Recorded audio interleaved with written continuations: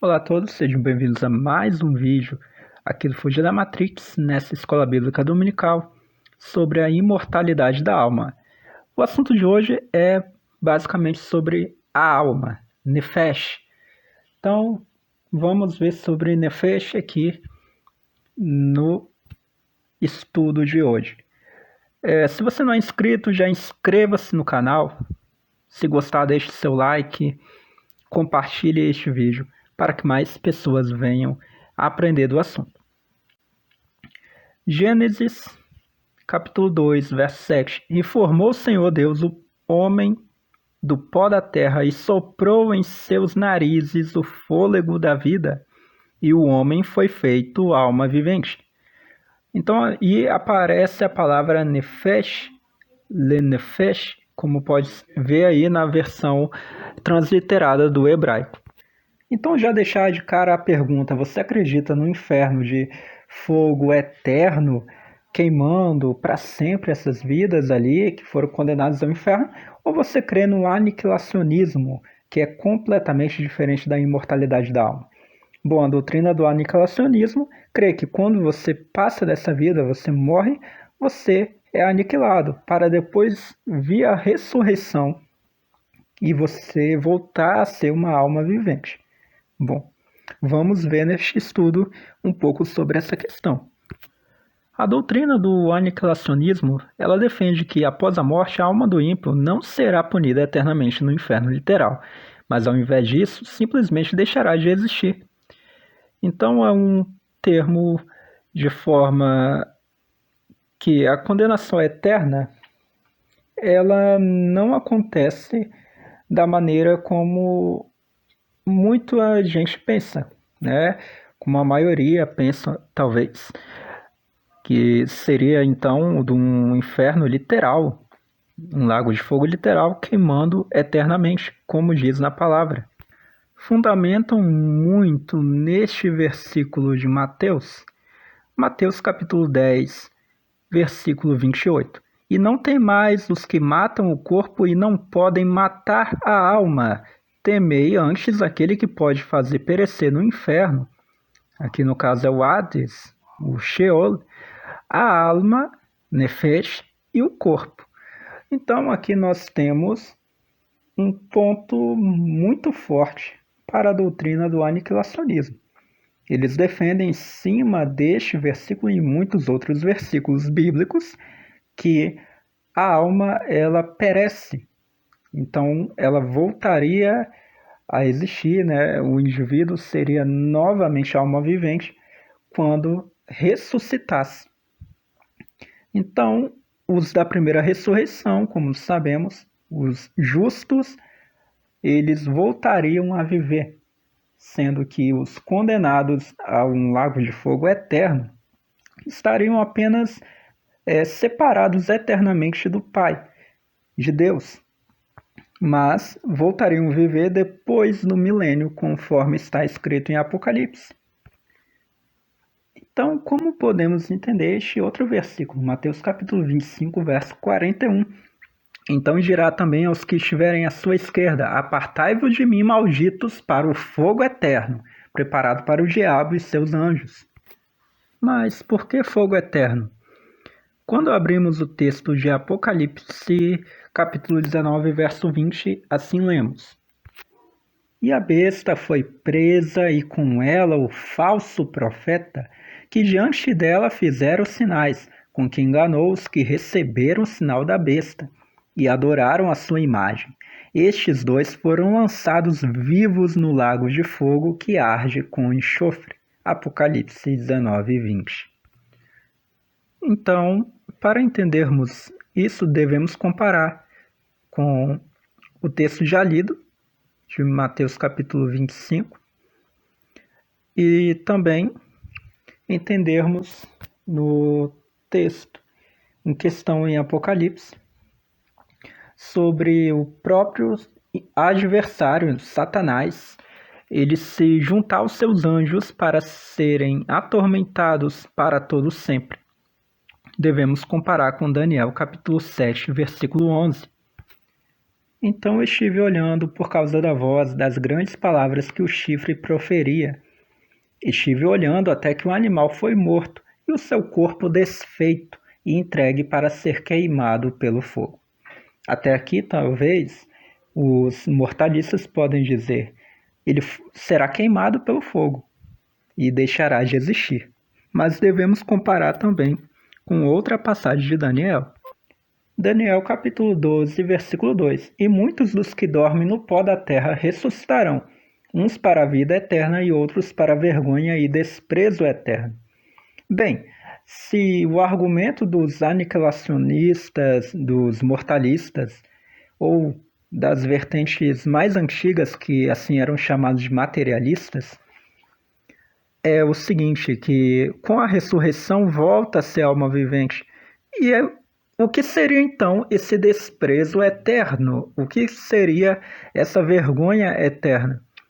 Pois eles seriam ressuscitados lá na segunda ressurreição para a vergonha e desprezo eterno, esses da segunda ressurreição, que é após o período do milênio, conforme está em Apocalipse. Então eles ressuscitariam, voltariam a viver, a sua alma voltaria à vida, ou melhor, eles voltariam a ser alma vivente, como assim eles explicam, né? E eles seriam lançados num local de desprezo eterno. Bem, eu não vou falar aqui a respeito de Sodoma e Gomorra, que é um dos argumentos dele. Hoje não. Fique para o próximo domingo. Mas vamos tratar um pouco mais sobre essa questão da alma. Bom, antes disso, devemos saber que a morte e o Sheol vão ser lançados nesse lago de fogo, onde haverá desprezo eterno, onde haverá vergonha eterna, onde haverá tormento eterno. Todo aquele que não teve o nome escrito no livro da vida também foi lançado neste local, juntamente com Satanás e com seus anjos, com o falso profeta, com a besta. Quando lemos que não tenham medo dos que matam o corpo, mas são incapazes de matar a alma, antes tenham medo daquele que pode destruir tanto a alma como o corpo no Gehinnom, devemos ver nessas passagens uma comparação com aquilo que é dito no Sermão do Monte. Se a sua mão o fizer pecar, corte-a. É melhor que você seja mutilado, mas alcance a vida eterna, do que manter as duas mãos e ir para o Gehinnom, para o fogo inextinguível, onde o seu verme não morre e o fogo não é apagado. Essa passagem está em harmonia com aquilo que se encontra no Velho Testamento, assim chamado, né, no conjunto de livros do Velho Testamento, na Tanakh, lá na profecia de Isaías, capítulo 66, versículo 24, que está em harmonia com Apocalipse, capítulo 21, versículo 1 ao versículo 8. O mesmo que nós encontramos na parábola do rico e do Lázaro, Lucas capítulo 16, versículos 23 e 24. O morto, ele já vivencia o tormento pelo fogo no Sheol, antes mesmo do lago de fogo. Lucas capítulo 17, versículos 29 e 30, menciona o fogo e o enxofre como os meios de Deus punir e destruir nos tempos de Sodoma. Assunto para o domingo que vem. Bom, é preciso também ver outras passagens, como 2 Tessalonicenses capítulo 1, versículo 8, 2 Carta de Pedro, capítulo 3, versículo 7, Judas, versículo 7. Enfim, são assuntos mais específicos que trataremos no domingo que vem. Bom, a alma imortal. Devemos saber que Deus criou os animais sem soprar em suas narinas, e assim chamou de alma vivente as criaturas que vivem e se movem. Gênesis capítulo 1, versículo 20, versículo 21. Diferente do homem que recebeu o fôlego de vida soprado em suas narinas. A esse fôlego damos o nome de alma. Bom, tem uma confusão que é muito comum entre as pessoas quando leem alma e também quando leem espírito. Tanto no idioma hebraico quanto no idioma grego, essas palavras são alma, nefesh no hebraico, que é alma, o ego, a vida da pessoa, o coração, a essência da vida, o respirar, o fôlego. E no grego, a palavra alma significa psique, que é a vida natural do corpo, a vida, a parte imaterial, invisível do homem, o homem interior. Como referências em Mateus 10, 28, que já lemos, Atos capítulo 2, versículo 27, 1 Reis capítulo 17, verso 21. O espírito no hebraico é ruach, significado respiração, ar, força, vento, brisa, ânimo, humor. Então nós encontramos, por exemplo, a passagem de Juízes capítulo 15, versículo 19, quando Sansão bebe água e o seu espírito, literalmente a sua respiração, tornou e reviveu. E expirou toda a carne que se movia sobre a terra, tudo o que tinha fôlego de espírito de vida em seus narizes. Gênesis capítulo 7, versículo 21 e 22, narrando sobre o dilúvio. O espírito no idioma grego é pneuma e significa vento, respiração, parte imaterial e invisível do homem, conforme está escrito em Lucas capítulo 8, versículo 55, Atos 7, 59, 1 Coríntios 5, 5, Tiago 2, 26. O Espírito Santo, o homem interior com relação aos crentes, aos espíritos imundos, demônios, o corpo da ressurreição, 1 Coríntios 15, 45, 1 Timóteo 3, 16, 1 Pedro 3, 18. Bem,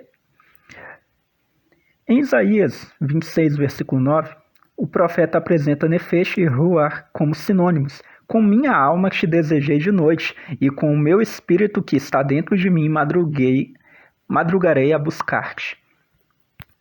Não há uma distinção muito clara entre alma e espírito na Bíblia.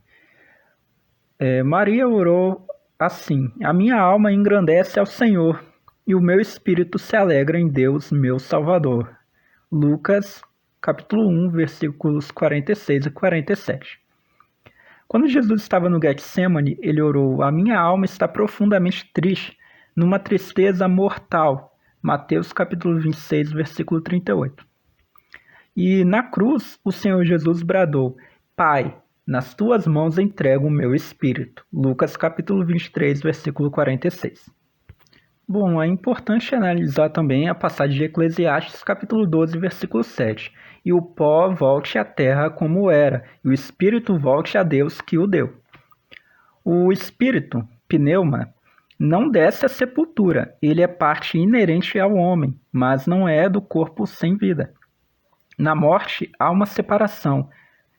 Os contradizentes argumentam que, se todos os espíritos voltam a Deus, então como defende o universalismo? Todos se salvam. Isso não procede. Precisamos ler aqui no verso 6. Lembra-te também do teu Criador, antes que se rompa o cordão de prata, enfim, antes que a morte chegue e se desmanche a coluna vertebral. É nessa condição de homem arrependido e voltado para Deus que a alma imortal, separada do corpo na hora da morte, volta para Deus, a quem a deu. Então Deus ele dá a alma ao homem. O homem ele porta essa alma. Ele não se torna como uma parte própria da matéria. Essa alma não é a parte imaterial do homem. Não tem como dizer que a alma ela é a parte que está junto com a matéria de forma indissociável. Ela é uma parte imaterial. Parece complexo, mas está muito claro. Voltando a esse texto de Mateus, capítulo 10, versículo 28, nós entendemos que o Senhor Jesus nos transmitiu essa verdade bem simples. Quando morremos, a nossa parte imaterial, ou seja, a nefesh, a nossa alma, ela volta para Deus. Ela volta de modo imortal, pois ela é imortal. Mas nós não devemos temer a isso, a morte física, que é apenas uma passagem, um momento que passaremos desse plano material para o plano imaterial. Nós devemos temer aquele que faz tanto perecer a alma como o corpo no Sheol ou no Hades, como está ali no grego. Bem, então nós devemos entender que a nossa alma ela é imortal, mas ela pode perecer no inferno. E esse perecer aqui não é uma destruição, ela não será aniquilada, pois é uma parte material que não morre. Se ela não morre logo, se for perecer num local de tormento, será um tormento eterno. Bem, a pergunta dos aniquilacionistas, mortalistas, enfim, pode ser essa, né? Se os que morrem em Cristo seguem diretamente para o céu, já que a alma vai direto para Deus, ou o espírito, né, volta para Deus, então por que motivo Deus tiraria de lá, de perto dele, ou algum lugar próximo a ele, para se unir a seus corpos? Como assim? Pela doutrina da ressurreição. Vamos fazer um resumo sobre essa doutrina, já que o assunto principal não é essa daqui. Contra-argumentam com a doutrina da ressurreição, mas não é assim a doutrina da ressurreição como ensinam.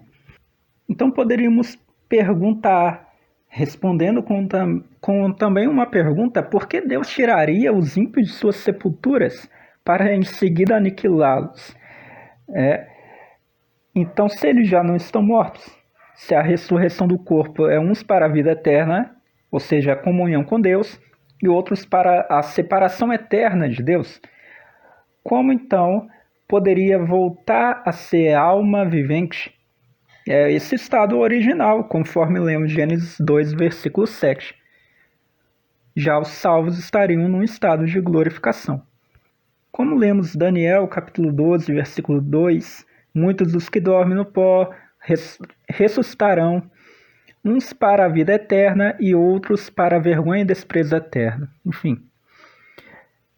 Como assim? Vai aniquilar a alma do homem? Na morte, essa morte física vai aniquilar a alma do homem? Então, se aniquilar os ímpios, após a ressurreição destes, qual a lógica? Não precisaria uma ressurreição. Eles poderiam ser julgados logo após a morte, né? Afinal, poderíamos seguir uma leitura de Hebreus, dizendo que ao homem é dado o direito de morrer uma única vez, vindo depois o juízo. E aí, será que esse juízo já é automático na vida do homem? Que mistério é esse? De acordo com João, capítulo 5, versículo 28 e 29, a segunda ressurreição é de condenação para os ímpios. E Paulo, aos Romanos, no capítulo 2 dessa carta, versículo 9, fala que o inferno é um local de tribulação e angústia.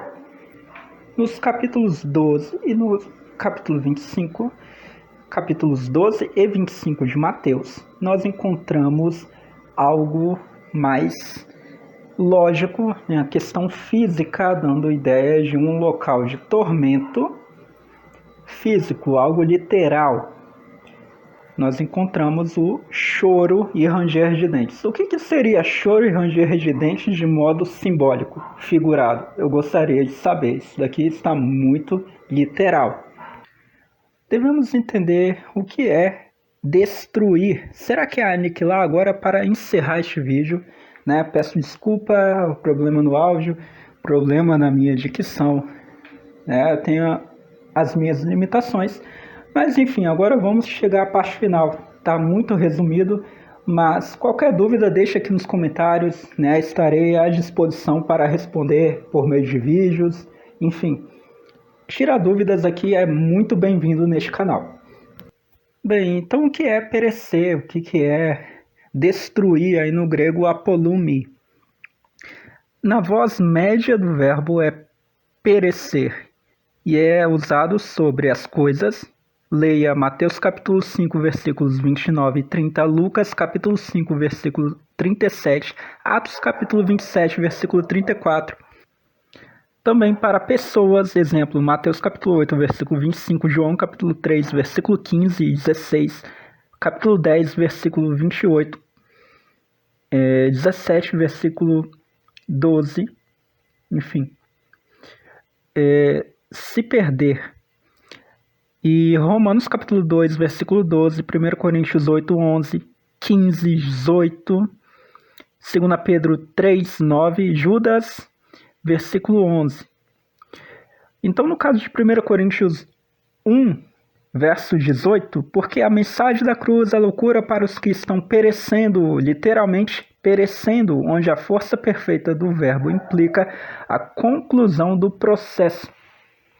Então, apolume é uma forma fortalecida de olume, destruir totalmente na voz média e perecer. Bem, a ideia não é de extinção, mas de ruína, perda, não de ser, mas de bem-estar. Isto é, claro, pelo uso do verbo, como por exemplo o estrago de odre de vinho. Lucas capítulo 5, versículo 37. Então pode ver aí em destaque apoluntei, o verbo aí apoluntei. O verbo apolume, usado em Lucas capítulo 5, 37. E ninguém deita vinho novo em odres velhos, de outra sorte o vinho novo romperá os odres, e entornar-se-á o vinho, e os odres se estragarão. Aqui é no sentido de qualidade, está sendo estragado, porque já não vai ter mais o acesso à vida como Deus a dá. A qualidade, né, aquela santidade, isso aí já não tem nem como. Então, o estado desses corpos, né, o estado dessa alma, dessa nefesh, ela é um estado de algo estragado, assim como no exemplo aqui do vinho. Isso é diferente do verbo usado para destruir totalmente, subverter completamente. É no caso de Mateus 5,17. Eu não vim destruir a lei e os profetas. Lá é cataluam. Então, o verbo usado lá é diferente do verbo usado aqui. E esse verbo é perecer, a pessoa no inferno. Isso não é destruir completamente. É muito parecido, mas cuidado com o que parece, mas não é. A expressão perecer nem sempre vai significar destruição, extermínio e eliminação do ser, conforme nós podemos ler Lucas capítulo 12, versículo 5, a porção final.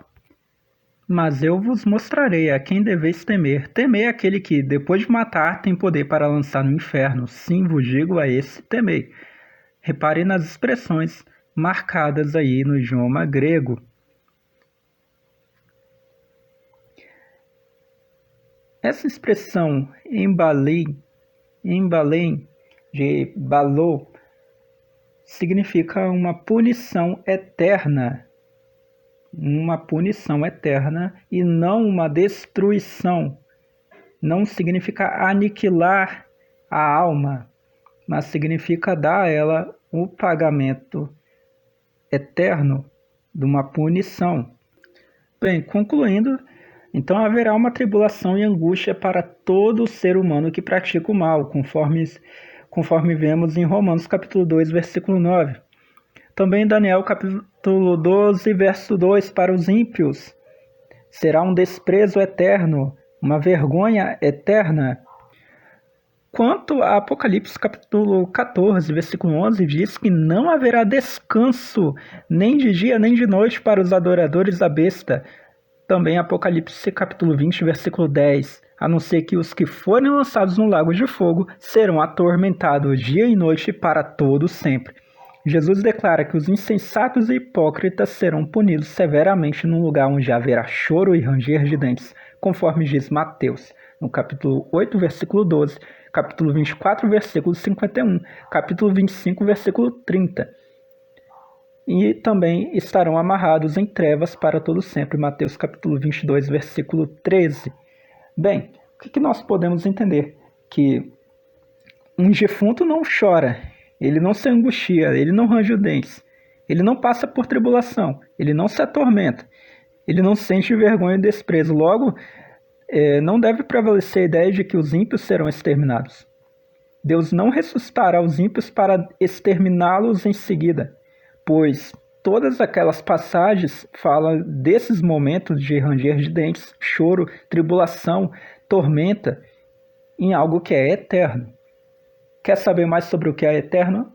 Talvez você já tenha o seu ponto de vista formado, seja a favor dessa ideia, né, dessa doutrina da imortalidade da alma, ou talvez não, seja de uma ideia contrária, da aniquilação, da destruição. Bem, não importa o lado que você defende, todo comentário é bem-vindo, tratando com respeito. Deixe seu comentário. Domingo que vem, se Deus quiser, estaremos aqui novamente fazendo mais um estudo da questão do que é o fogo eterno em comparação com Sodoma e Gomorra, lembrando que está a mesma referência citada na carta de Judas. Muito obrigado por assistir, fique no canal e até mais.